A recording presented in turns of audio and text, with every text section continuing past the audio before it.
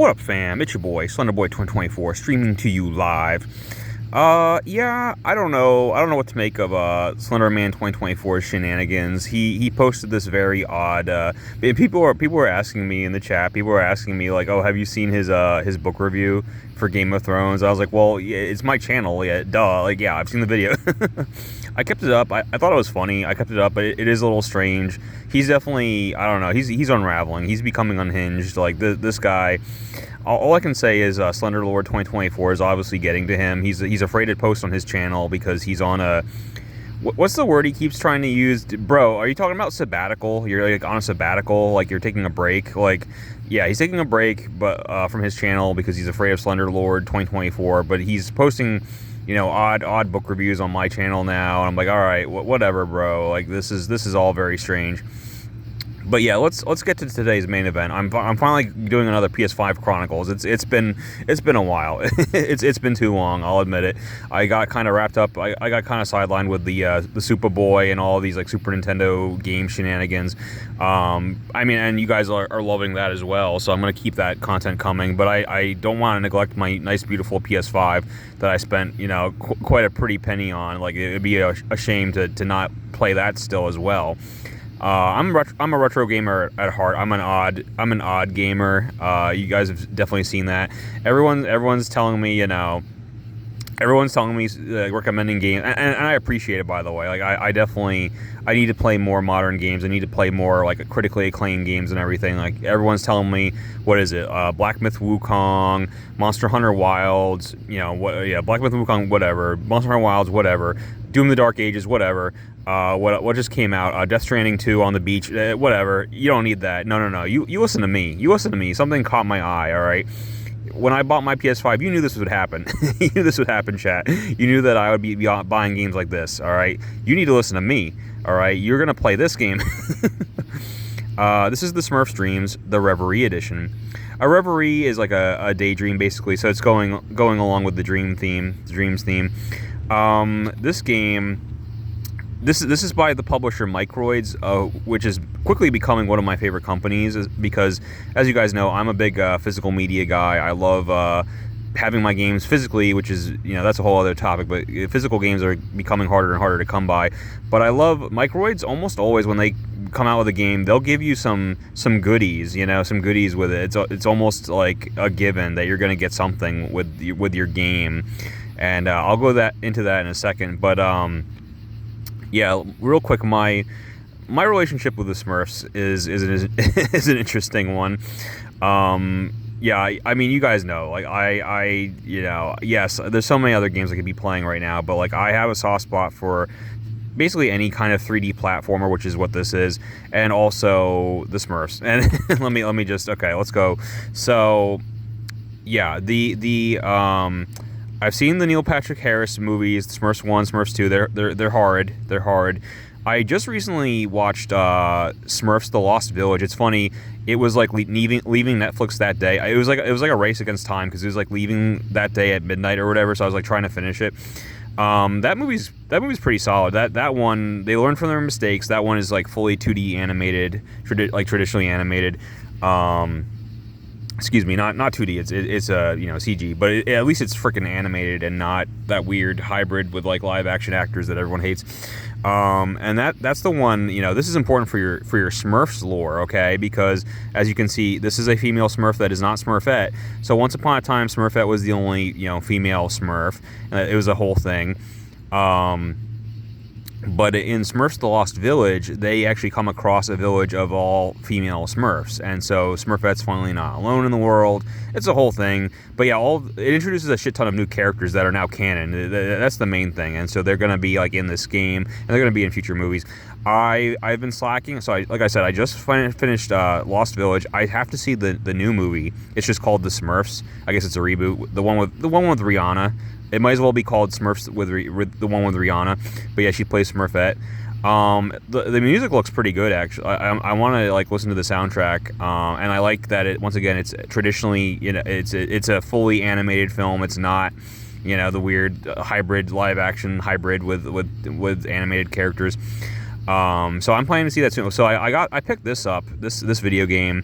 and I'm planning to like kind of speed run this and then go see the movie because I'm in full Smurfs mode right now. Whatchamacallit, the Microids, like they're really like pushing the Smurfs. It's funny.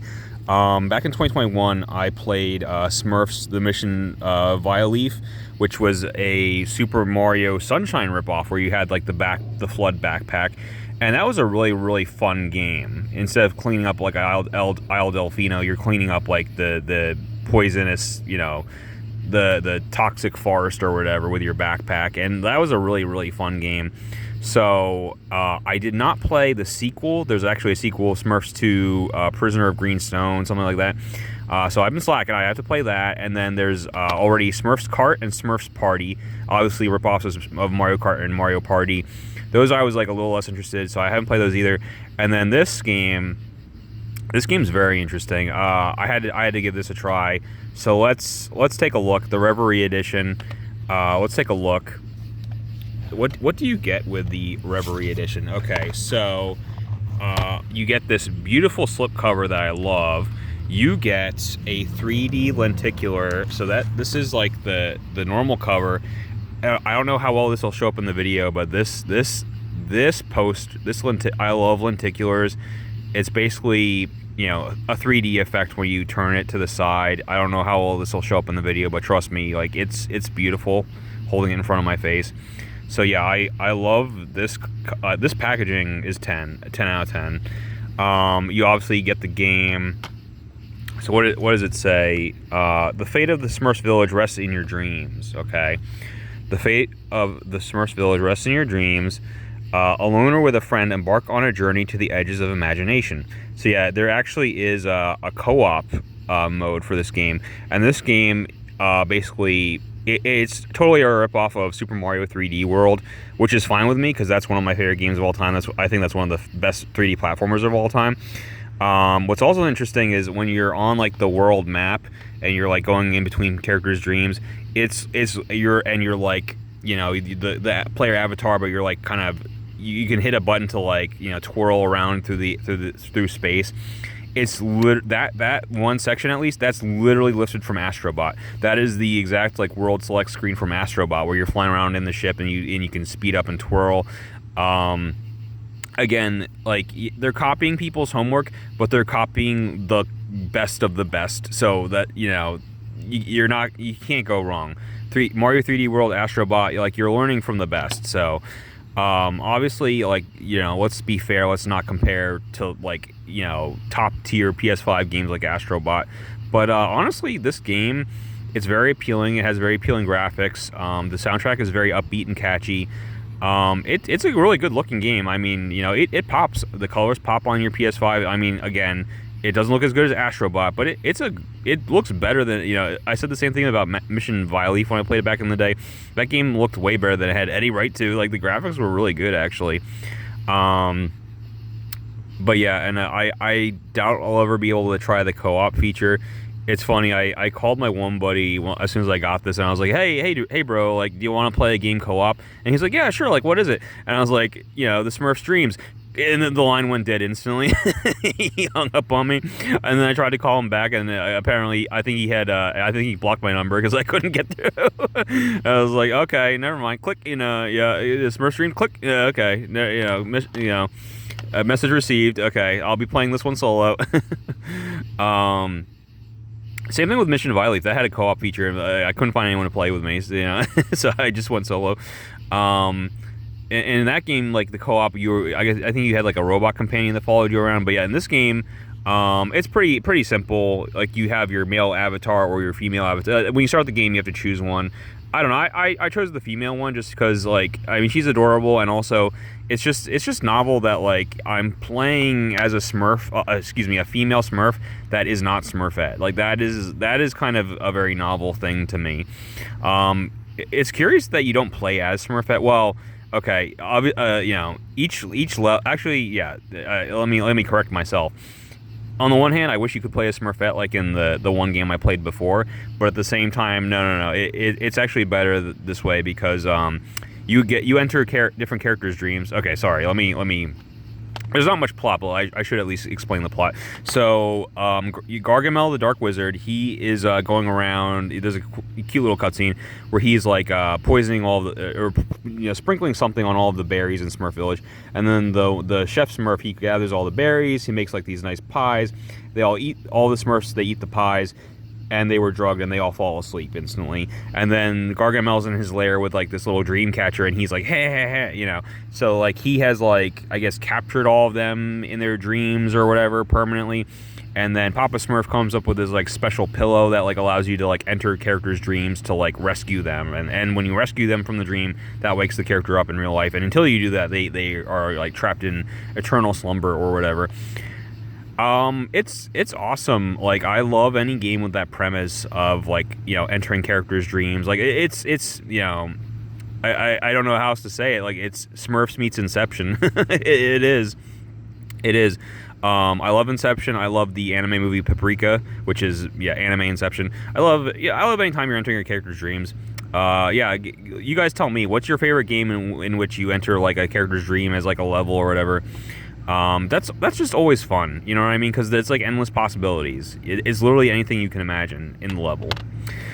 So for example, I've only played a little bit. Like I played just to get a taste before I do this video.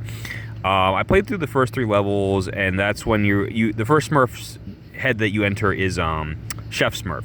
So everything is like kind of a food themed level. You're running around like spinning donuts and spinning waffles and rotating pancakes with like butter on top.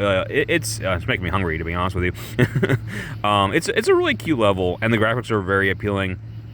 And again, it's food themed, so there's times where there's like a patch of ground that'll be covered in like syrup or something, or honey or whatever, and so like when you walk across it, you're stuck. You can move, but you can't jump, which is that's actually very interesting. I haven't run into many platformers that have that mechanic where normally you can jump, but if you're on a certain piece of land, you hit the jump button, and she'll stretch a little bit, but she can't. Her feet are stuck. She can't jump.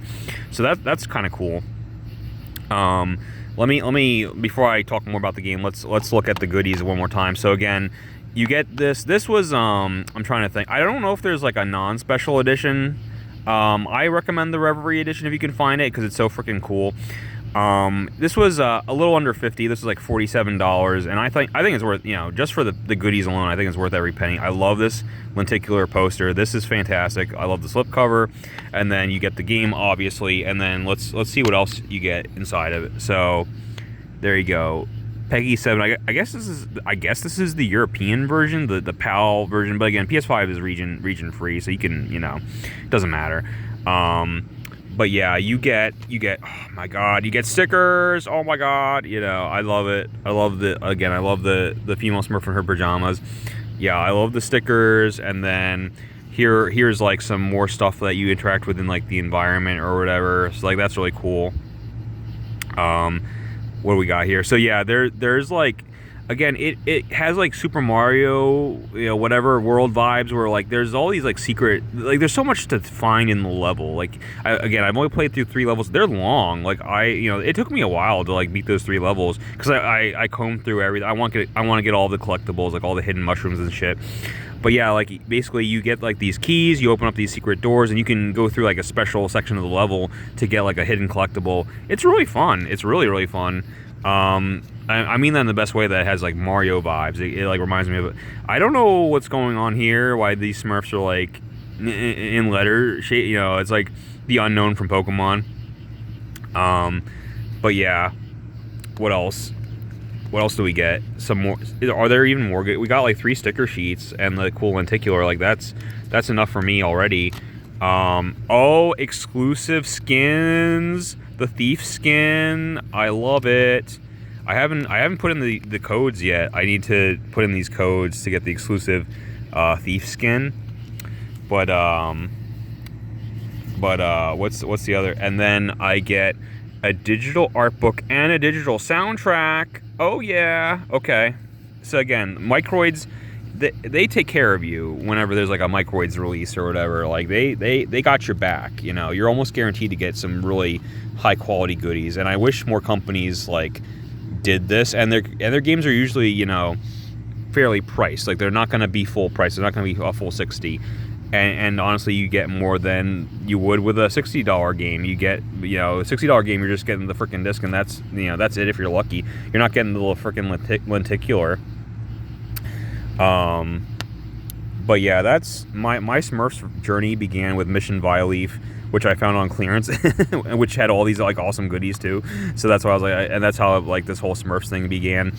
There's also a cartoon, a 2021 cartoon that I've seen a little bit of. That's fun. Like I said, I have to watch the new movie, but I'm gonna play through this game first. And I love any game where you're exploring characters' dreams. What else? Like I actually like, and the controls are very solid. Like the move set is very solid. So you can jump, you can hit the one button to you can hit square to dash, right? And I like, this is the sign of a good game where like I spent some time just like kind of fooling around, like seeing what I could do, like seeing what combinations of things I can do, right?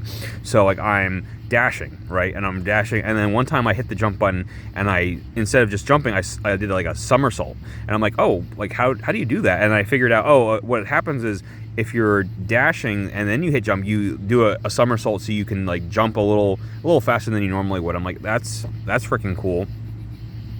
There's an odd mechanic when you're in the dream world. You jump up and you can actually go into like a bubble, and it'll like freeze you in the air. I think you can just stay in the air indefinitely until you want, and that's extremely useful for like levels where the platforms are appearing and disappearing. Again, this is a kid's game. This is like a younger game, so like I think they put that in there for like the younger players who are getting frustrated with the platforming. But like I love it. I love the bubble feature, because I found out that like you can jump up, go into the bubble, and then you can hit the whatchamacallit, the button that would normally make you do the somersault. It'll make you pop out of the bubble, and so you can do this whole string of things to like get across a patch of land, because you can run, somersault, go into the bubble, then pop the bubble to like fly out of it, to like reach these platforms. Like there's some crazy moves. And then there's another cool mechanic where when you're going from a section of a level to a section of a level, you'll go through like a portal, but like there's like a golden rail, and you'll jump on it, and literally you're grinding like Sonic the Hedgehog and Sonic Adventure 2. Like you're just grinding on the rail. And then I haven't figured it out, but I think there is a mini game component to that, because sometimes like you're grinding, and then these circles, these rings, like in Superman 64 will appear, and then there's a button you can hit to like twirl, like, and the music speeds up every time. It's like it like speeds up, and I haven't figured out, like I'm not like getting anything from doing that. I don't know. I'm figuring out like what that does actually. I think there's like a mini game component to that. But yeah, long story short, you're exploring levels. I haven't gotten to I think each world ends with a boss battle, but I haven't gotten to that just yet. But each level you have you collect your currency is these little cherry things. But you can find so much like hidden shit. It's crazy. You can find like hidden Smurfs in level. You can find hidden Azrael. That's the Gargamel's evil cat, Azrael. You can find these Azrael pinatas, and you pop them, and you get even more cherries. You can find like these hidden thimbles. You can find these 5 hidden mushrooms in each level, and it's freaking cool. Like it's challenging. Like I spent a long time just combing through each level, getting everything. And I'm not very far into the game yet, and I spent a good like I don't know, like platformers are always on the shorter side. I'm sure like technically this game isn't very long, but I'm gonna go through it. I want to platinum it actually. I want to get everything in the game, so I feel like I'm gonna spend a decent amount of time just and again, like I was saying, like there's times where I'm not even really doing anything. I'm just like kind of screwing around with the controls, seeing what moves I can pull off. Seeing what kind of flips and jumps and stuff I can pull off. So like again, that's the sign of a good game where like you just want to like, you don't even really have a goal. You're just kind of like messing around, and you're just having fun doing that. You know what I mean? But yeah, it's I don't know. My only caveat, I guess, is I feel like it was like a little more cheaply made compared to like say Mission Violif, where Mission Violif like they had like voice acting cuts, like full cutscenes and stuff like that.